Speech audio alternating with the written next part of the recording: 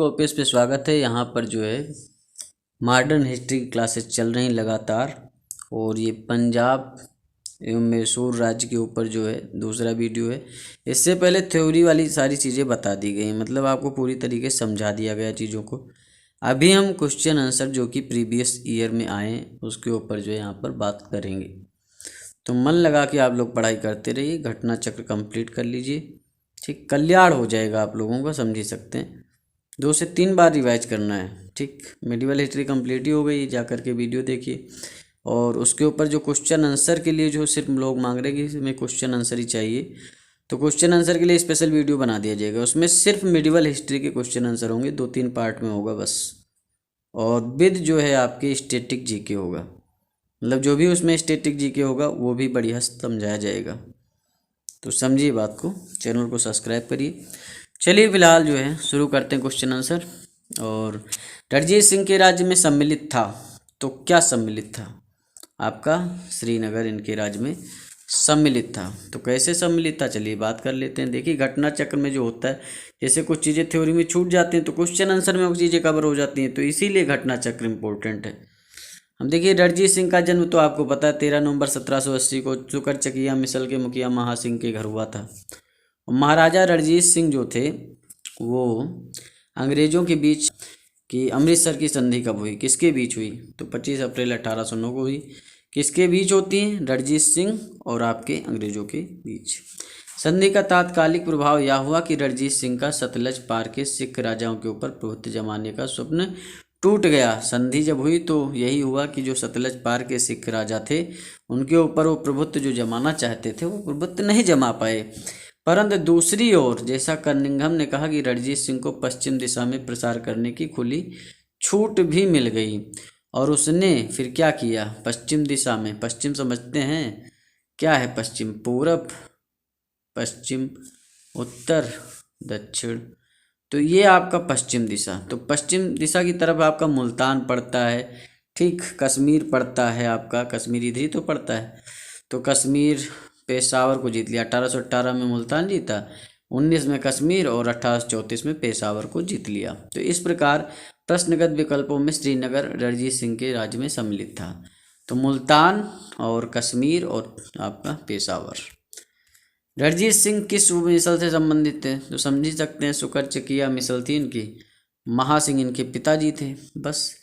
महाराजा रणजीत सिंह के राज्य की राजधानी क्या थी? तो राजधानी आप जानते हैं, महाराजा रणजीत सिंह की राज्य की राजधानी लाहौर थी। बहुत ज़्यादा इंपॉर्टेंट है, यूपीपीसीएस प्री में आ चुका है। चलिए बात करते हैं।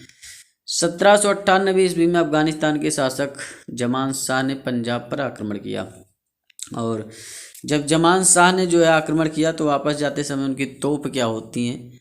वो आपकी चिनाब नदी में गिर जाती। चिनाब, झेलम, रावी, सतलज, ये सब क्या है? आपकी जम्मू कश्मीर पंजाब साइड वाली नदियां हैं, ठीक।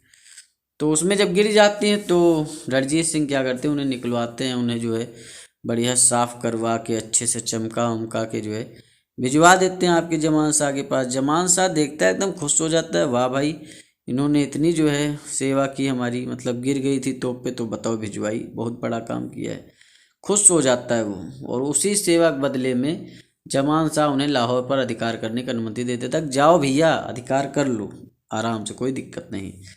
तो 1799 में रणजीत सिंह ने तत्काल लाहौर पर अधिकार कर लिया और उसे अपनी राजधानी बना लिया। राजा रणजीत सिंह ने किस स्थान पर अदालत ए आला की स्थापना की थी? जो महाराजा रणजीत सिंह थे उन्होंने अदालत ए आला की स्थापना जो की थी वो आपके लाहौर में की थी। चलिए इस पर भी आपको कुछ चीज़ें बता देते हैं। महाराजा रणजीत सिंह की न्याय व्यवस्था बहुत कठोर थी, बहुत ही कठोर थी। राज्य की सर्वोच्च अदालत का नाम रखा गया था अदालत ए आला, ठीक। यह अदालत लाहौर में स्थित थी और रणजीत सिंह स्वयं उसके प्रधान न्यायाधीश थे कि हम जो भी डिसीजन करेंगे हम ही करेंगे, मतलब जो है मुगले आजम हम हैं तुम अनारकली हो, ये वाला सिस्टम था उनका। महाराजा रणजीत सिंह ने सुप्रसिद्ध कोहिनूर हीरा किससे प्राप्त किया था? तो शाह शुजा से। जाइए पुरानी क्लास देखिए, नंबर एक तरीके से समझाया गया है, लेकिन चलिए यहाँ भी रिवीजन आपका करवा ही देते हैं। देखिए पंजाब अहमद शाह अब्दाली के साम्राज्य का भाग था, पंजाब अहमद शाह अब्दाली के साम्राज्य का भाग था, परंतु 1773 ईस्वी में जब उसकी मृत्यु हो जाती है उसके पश्चात मुल्तान, कश्मीर इत्यादि कुछ छोड़कर शेष पर सिख मिसलों का अधिकार हो जाता है। उधर अफगानों के आंतरिक झगड़ों के कारण रणजीत सिंह को अपनी स्थिति दृढ़ करने का अवसर मिल जाता है। तो 1800 में अहमद शाह अब्दाली का पुत्र जो था वो शाह शुजा काबुल की गद्दी पर बैठा, परंतु उसके भाई शाह महमूद ने शक्तिशाली बरकजई सरदारों फतेह खां और दोस्त मोहम्मद की सहायता से उसे 1809 में विस्थापित कर दिया तथा स्वयं कश्मीर और पेशावर पर अधिकार कर लिया। तो इसी अवसर पर शाह शुजा ने काबुल का राज्य प्राप्त करने के लिए रणजीत सिंह से सहायता मांगी और उन्हें कोहिनूर हीरा भेंट किया। तो समझ सकते हैं यही सब कहानी थी। शाह शुजा ने रणजीत सिंह को क्या दिया था? कोहिनूर हीरा दिया था। किस लिए दिया था? ये सहायता चाहिए था, ठीक, पेशावर पर अधिकार जो कर लेते हैं आपके, तो उनसे पेशावर लेने के लिए तो ये सिस्टम बनाते हैं कि रणजीत सिंह से व्यवहार बना लो, तो उनसे क्या करते हैं, दोस्ती कर लेते हैं। तो वहाँ पर इन्हें कोहिनूर देना पड़ता है खुश करने के लिए। किसने कहा था कि ईश्वर की इच्छा थी कि मैं सब धर्मों को एक निगाह से देखूं, इसलिए उसने मेरी दूसरी आँख की रोशनी ले ली है? तो ये आपके महाराजा रणजीत सिंह ने कहा था। उनकी एक आँख जो है, चलिए बात करते हैं वैसे इस आँख वाली कहानी के बारे में थोड़ा बता ही देते हैं। तो रणजीत सिंह का जन्म जो हुआ था 13 नवंबर 1780 करचकिया मिसल के मुखिया महासिंह के घर में हुआ था। 12 वर्ष के ही थे तो उनके पिता का क्या हो गया, स्वर्गवास हो गया। 1792 से 97 ईस्वी तक एक प्रतिशासन परिषद जिसमें इनकी माता थी, सास और दीवान लखपत राय थे, ने शासन कार्य चलाया। 1797 ईस्वी में उन्होंने समस्त कार्यभार स्वयं संभाल लिया। रणजीत सिंह ने लाहौर पर 1799 ईस्वी में, अमृतसर पर 1805 ईस्वी में, फरीदकोट, मालेर कोटला और अम्बाला पर 1808 ईस्वी में विजय प्राप्त की। रणजीत सिंह एक योग्य शासक थे और इनकी एक आँख चली जाती है और इसीलिए ये कहते हैं कि ईश्वर की इच्छा थी कि मैं सब धर्मों का जो है सम्मान करूं, एक निगाह से देखूं, इसलिए एक आँख चली गई। मतलब पॉजिटिव ज़्यादा सोचते थे, समझ ही सकते हैं आप लोग। महाराजा रणजीत सिंह के उत्तराधिकारी कौन थे? तो खड़क सिंह थे। खड़क सिंह के खड़कने से खड़कती हैं खिड़कियों के खड़कने से खड़कता है खड़क सिंह। तो आपने सुना होगा ना, अनुप्रास अलंकार होता है इसमें। तो हिंदी जो है बहुत ज़्यादा इम्पोर्टेंट, हरदेव बाहरी की क्लासेस जल्दी चालू होंगी, ठीक, और आपकी यूपीपीएससी आरओ के लिए। तो सिख राज का अंतिम राजा कौन था? तो आपका दिलीप सिंह थे। इन्होंने ईसाई धर्म जो है ग्रहण कर लिया था। लास्ट में लंदन में इन्हें भेज दिया गया था, किसके द्वारा? अंग्रेजों के द्वारा। तो 1843 तक ये 1843 से 49 तक इनका शासन पीरियड रहता है। पंजाब के पूर्व महाराजा दिलीप सिंह के विषय में इनमें से कौन सा एक कथन सत्य है? 23 अक्टूबर 1893 को उनका निधन पेरिस में हो गया, ठीक। तो ये तो एकदम सही बात है कि 23 अक्टूबर 1893 में उनका निधन पेरिस में हो गया। नासिक में उनकी अंत्येष्टि ऐसा कुछ नहीं हुआ था। नासिक में उनकी अंत्येष्टि नहीं, उनकी लंदन में अंत्येष्टि हुई थी। और क्योंकि उन्होंने क्या किया था, आपका ईसाई धर्म ग्रहण कर लिया था। उन्होंने कभी भी सिख धर्म नहीं छोड़ा। तो कैसे नहीं छोड़ा? ईसाई धर्म ग्रहण कर लिया तो छोड़कर ही तो जो है पकड़ा है। कोई चीज़ जो है छोड़कर ही पकड़ी जाती है। दूसरी चीज़, वह कभी भी रूस नहीं गए, तो ऐसा नहीं है। पेरिस में उनका निधन ही हुआ। तो पहली बात यही हो गई। अब इसमें आप सारी चीज़ें पढ़ सकते हैं। देखिए, पंजाब के पूर्व महाराजा दिलीप सिंह का निधन 22 या कुछ स्रोतों के अनुसार 23 अक्टूबर 1893 को पेरिस फ्रांस में हो गया। शेष सभी कथन असत्य हैं। बस सिख साम्राज्य का अंतिम शासक महाराजा दिलीप सिंह, बस कुछ यही लगाना है आपको। पंजाब के विलय के पश्चात पंजाब पर शासन करने के लिए इनमें से कौन 3 की परिषद का सदस्य नहीं था? तो इसमें आपको बताना है कौन 3 परिषद का सदस्य नहीं था। आपका HM एलियट नहीं थे, सर हेनरी लॉरेंस थे, आपके जॉन लॉरेंस भी थे, रॉबर्ट माउंटगोमरी नहीं थे। चलिए बात करते, मेंस में आया क्वेश्चन है, बहुत इंपॉर्टेंट है। पंजाब के ब्रिटिश साम्राज्य में विलय के बाद लॉर्ड डलहौजी ने 1849 ईस्वी में पंजाब पर शासन करने के लिए 3 लोगों की एक परिषद का गठन किया था, ठीक। जब पंजाब का उन्होंने विलय किया लॉर्ड डलहौजी ने 1849 में, तो उन्होंने 3 लोगों का गठन किया, जिसमें सर हेनरी लॉरेंस के अध्यक्ष तथा जॉन लॉरेंस और चार्ल्स ग्रेविन मार्शल थे। 3 लोग थे। इंपॉर्टेंट क्वेश्चन है भैया, याद कर लीजिए। प्रथम आंग्ल मैसूर युद्ध। आंग्ल मैसूर मतलब समझते, अंग्रेज और मैसूर का युद्ध जो हुआ है वो 66 से 69, कहीं कहीं 67 से 69 दिया रहेगा, ठीक। कौन विजयी हुआ था? तो हैदर अली विजयी हो गए थे इसमें, समझिए बात को। प्रथम आंग्ल मैसूर युद्ध 1767 से 69 ईस्वी में अंग्रेज और हैदर अली के मध्य होता है। निजाम मराठे एवं अंग्रेज हैदर के विरुद्ध एक त्रिगुट संधि में सम्मिलित हो जाते हैं। हैदर ने अपनी कूटनीतिक सूझबूझ से इस त्रिगुट को भंग करने का प्रयास किया। उसने मराठों को धन देकर और निजाम को प्रदेश का प्रलोभन देकर अपनी ओर मिला लिया और फिर कर्नाटक पर आक्रमण कर दिया। अंग्रेजों की प्रारंभिक सफलता के कारण निजाम पुनः अंग्रेजों की ओर चला गया। तो हैदर अली ने उत्साहपूर्वक लड़ते हुए 1768 में मंगलौर पर अधिकार कर लिया और मार्च 1769 ईस्वी में उसकी सेनाएं मद्रास तक जा पहुंची। अंग्रेजों ने व्यवस्था में हैदर अली की शर्तों पर 4 अप्रैल 1769 को मद्रास की संधि की। तो अंग्रेजों के द्वारा की गई, हैदर अली ने हराया और आपका 1769 में आपकी प्रथम आंग्ल मैसूर युद्ध की समाप्ति होती है। और ये किससे होती है? मद्रास की संधि से होती है। क्वेश्चन बहुत बार आया है। निम्नलिखित में से कौन 1755 में डिंडीगुल मैसूर में एक आधुनिक शस्त्रागार की स्थापना किसने की थी? और 1755 में इन्होंने उसकी यह स्थापना की। डिंडीगुल में ताला वगैरह बनता है, बढ़िया। नंबर 1 का ये भी मान सकते हैं आप। तो 1742 ईस्वी में वेंकट राय के नेतृत्व में मैसूर सेना ने डिंडीगुल पर विजय प्राप्त की। 1755 ईस्वी में मैसूर के महाराज ने स्थिति को संभालने के लिए हैदर अली को डिंडीगुल भेजा। 1755 में हैदर अली ने डिंडीगुल पर कब्जा कर लिया। इस किले को एक सैन्य चौकी में बदल दिया गया। बाद में हैदर अली ने मैसूर का वास्तविक शासक बन गया और 1717 में उन्होंने पुरसिन मीर साहब को डिंडीगुल का गवर्नर नियुक्त कर दिया। ब्रिटिश जनरल जिसने हैदर अली को पोर्टो नोवा के युद्ध में हराया था, तो वो आपके सर आयरकुट थे और इन्होंने 1781 में इनका पोर्टो नोवा का युद्ध होता है हैदर अली के साथ। उसमें हैदर अली को पराजित कर दिया जाता है। तो ये सारी चीज़ें हैं, अच्छे से आप समझिए, पढ़ते रहिए बस मन लगा के। तो 1 जुलाई 1781 को पोर्टो नोवा का युद्ध होता है। अंग्रेज जनरल आयरकुट और हैदर अली के मध्य। हैदर अली इसमें हार जाते हैं। टीपू सुल्तान ने अपनी राजधानी किससे बनाया था? श्रीरंगपट्टनम को बनाया था। ठीक। निम्नलिखित भारतीय शासकों में से कौन था जिसने विदेशों में आधुनिक पद्धति से दूतावास बनाए? तो वो आपके टीपू सुल्तान ही थे। IAS में भी आया ये।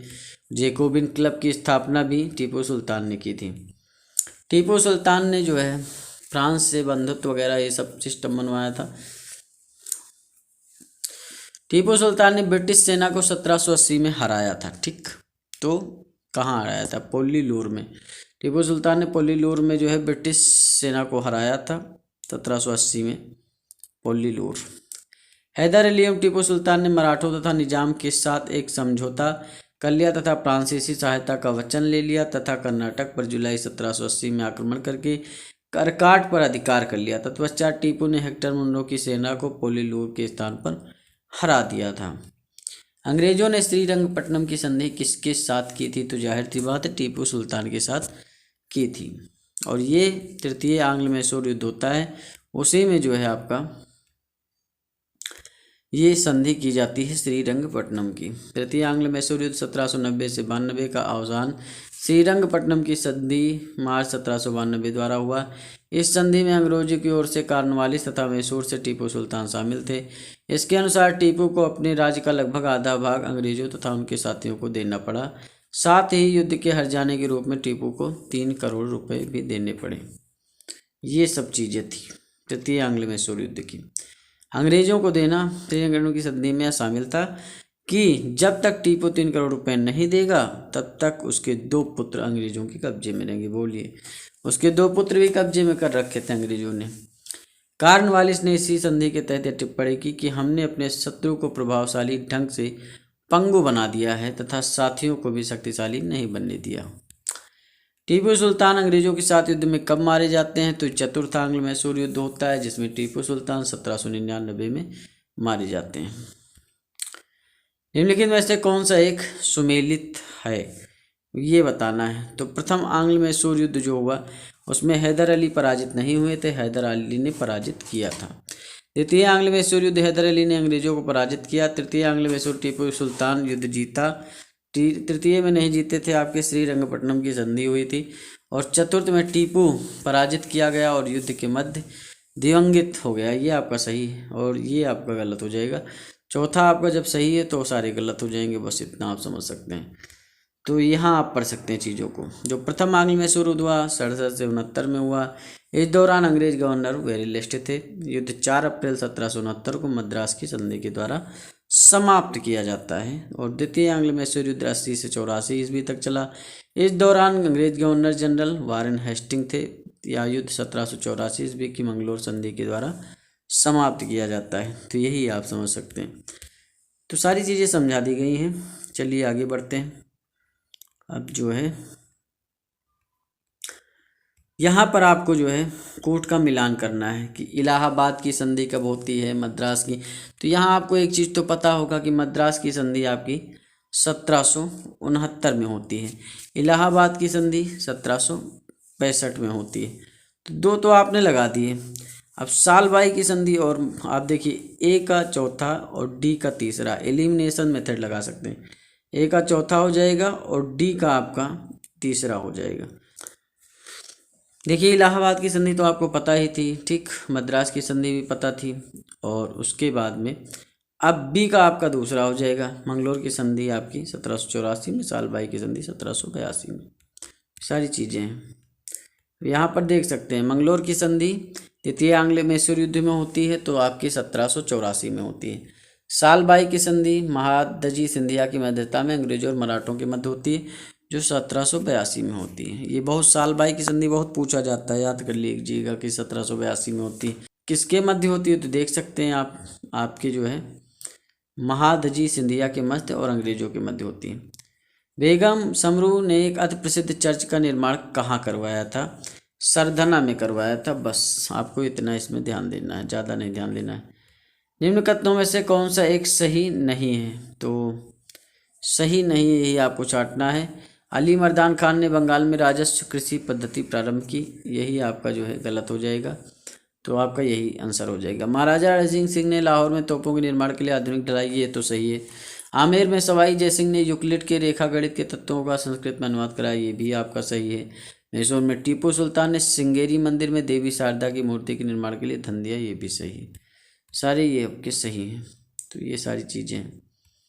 और निम्नलिखित कथनों पर आपको विचार करना है कि में बताना है कि कौन सा आपका सही है। पानीपत के तृतीय युद्ध में अहमद शाह अब्दाली ने इब्राहिम लोदी, भैया इब्राहिम लोदी कहाँ है? इब्राहिम लोदी 1526 में बाबर से पराजित होते हैं। तो पहला तो आपका गलती हो गया, ठीक।